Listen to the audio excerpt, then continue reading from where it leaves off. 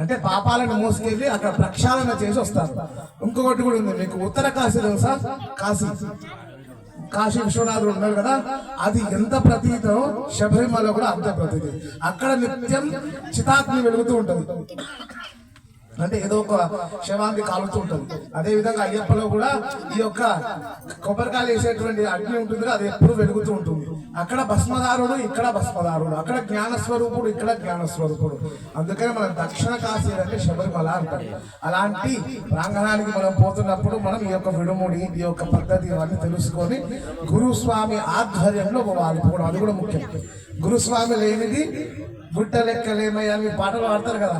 గురుస్వామి యొక్క ఆధ్వర్యంలో పోతేనే మీకు అధికారం లభిస్తుంది.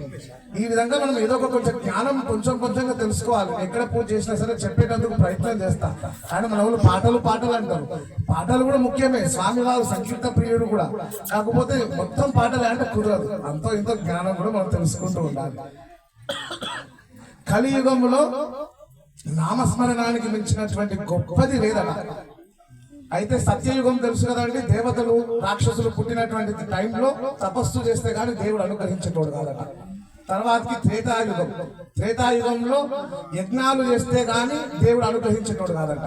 ద్వాపర యుగంలో దాన ధర్మాలు చేస్తే గానీ దేవుడు అనుగ్రహించకపోయేటోడట.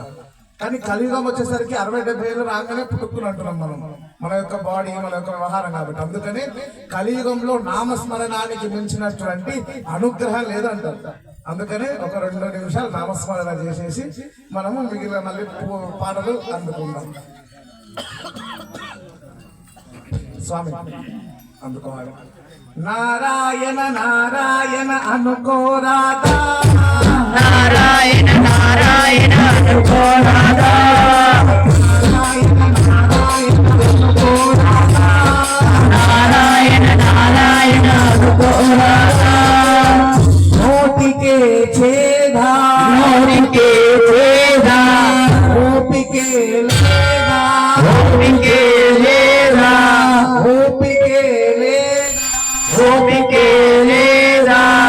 అచ్యుత అంటే ఆపద రాదు, అచ్యుత అంటే ఆపద రాదు,